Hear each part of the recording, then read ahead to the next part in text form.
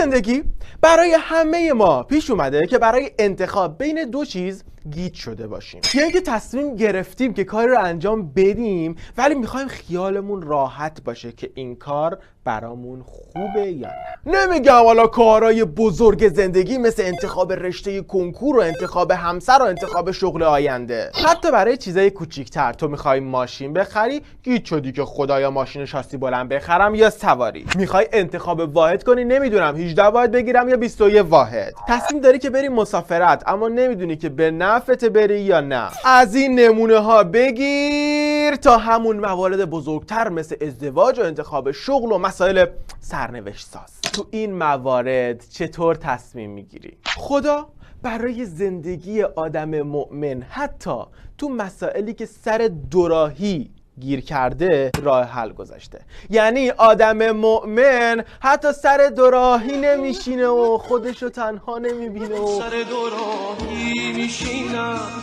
و این نیست مگر برای مؤمن. کاری که آدم با ایمان سست و مسلمانای همینجورکی میکنن موقعی که میخوان تصمیم بگیرن اینه که میرن پیش یه آقای فال فروش یا فالگیر، فال میگیرن از انواع مختلف، از فال قهوه و نخود و کف دست و رو پیشونی گرفته تا فال حافظ و فال قرآن. فکرشو بکن، فال قرآن یعنی مثلا این قرآن، سر قرآن و الکی شانسی یه جایی باز میکنن و بعد میرن مثلا چه آیه اومده خودشون برای خودشون استنتاج میکنن خوبه یا بده.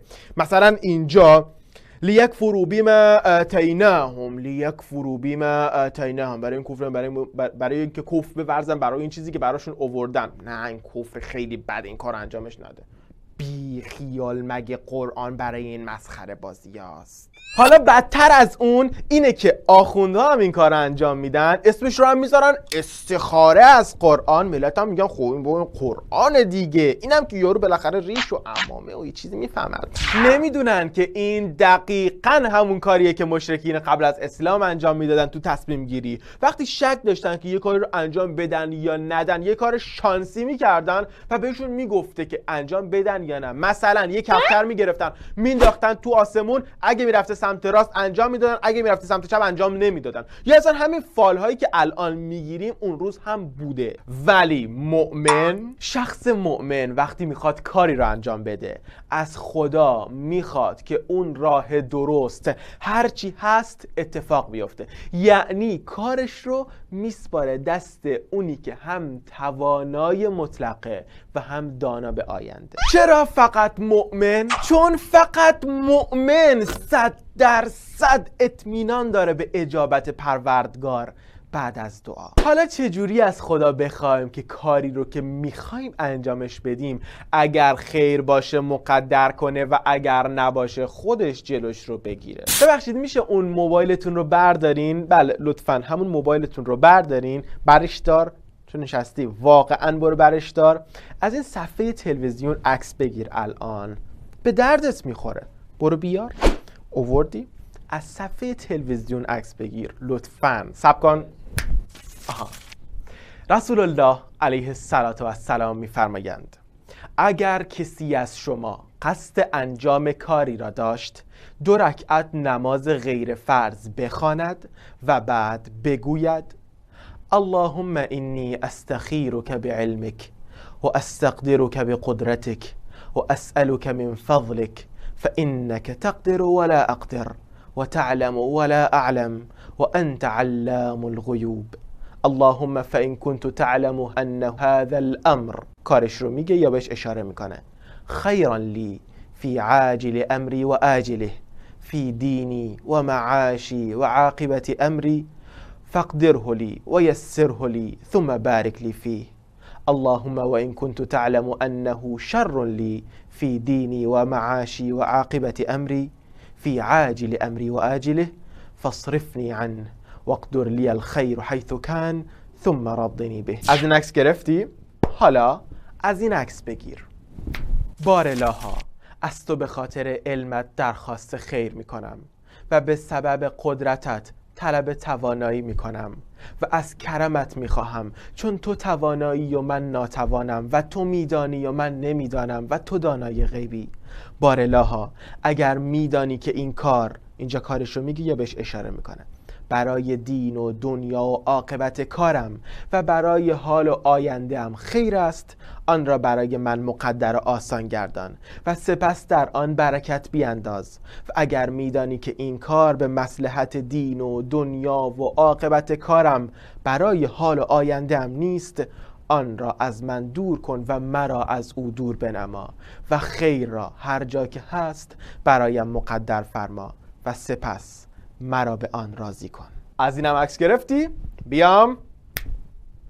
این کاریه که مؤمن میکنه، از خدایی که دانای غیبه و توانای بر هر کاریه و شنونده دعاست میخواد که هر چیزی به خیرشه اتفاق بیفته. کسی که استخاره میکنه منتظر نمیشینه که خود به خود دلش به یه سمتی گرایش پیدا کنه یا خواب ببینه. دقت کنید، استخاره ربطی به خواب دیدن بعدش نداره که کدوم کار بهتر تو خواب ببینم یا اینکه حتی از کاری که اشتباه بدش بیاد یهویی. بابا استخاره درخواست از خدا، استخاره دعاه. تو درخواست میکنی از خدایی که انگار میبینیش و بعد به نتیجه اطمینان داری چون کارت رو سپردی دست خودش. یعنی ما مشورت میکنیم با همه، خودمون سبک سنگین میکنیم، بعد استخاره میکنیم به همون روشی که رسول الله گفته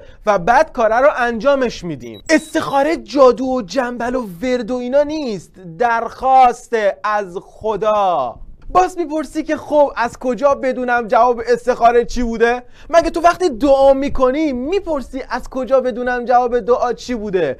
این همون چیزیه که میگم فقط برای مؤمنه. خدا میگه ادعونی استجب لکم، هیچ واسطه، هیچ شاید و اما اگری وجود نداره. من را بخوانید شما را اجابت میکنم. یعنی وقتی استخاره کردی اطمینان کامل داری که خدا خیر رو بهت میده. یه نکته دیگه اینه که ما تو کاری که میدونیم اشتباهه دیگه استخاره نمی کنیم. استخاره نمی کنیم که بریم فلان گناه رو انجام بدیم چون خدا گفته که اشتباهه. یا وقتی میدونی همه خانواده و دوست و آشنا میگن فلان کار به ضررته، خودت هم دلیل منطقی براش نداری، مثل اینکه بی دلیل عاشق یه نفر شدی، میخوای بری باش ازدواج کنی و تصمیم بگیری که آیا خوبه یا نه، بعد حالا عمه خانواده و دوست و آشنا میگن که فلانی به درد تو نمیخوره، خودت هم دلیلی نداری برای اینکه خوبه، فقط عاشقی بی خودی، دیگه استخاره نداره که معلومه طرف خوب نیست. یا برعکس کاری واجبه یا ثواب داره و باید انجامش بدیم، مثلا یه فقیر بیچاره رو دیگه کمک میخواد واقعا، حالا استخاره کنم ببینم خیره که بهش کمک کنم یا نه. خب خدا خودش گفته که خیره. و بعد از اینا استخاره فقط برای کارهای خیلی خیلی مهم نیست. سعی کنیم تو همه کارهایی که نیاز به یکم دقت داره درش استخاره بکنیم. دعای استخاره رو حفظ کنیم، همون جوری که صحابه رسول الله علیه السلام میگفتن دعای استخاره رو مثل یه آیه قرآن حفظ بودن، برای کارها از خدا طلب خیر میکردن. غیر از این استخاره‌ای که رسول الله علیه السلام بهمون یاد دادن، باقی استخاره ها یا خرافات مثل سر قرآن باز کردن، یا شرک مثل سر حافظ باز کردن، یا بدعت مثل اینکه بدیم یه نفر دیگه برای ما استخاره کنه. پس به صورت خلاصه برای انجام هر کاری، 1 خوب فکر میکنیم و سبک سنگین میکنیم، 2 مشورت میکنیم، 3 استخاره میکنیم و کار رو انجامش میدیم.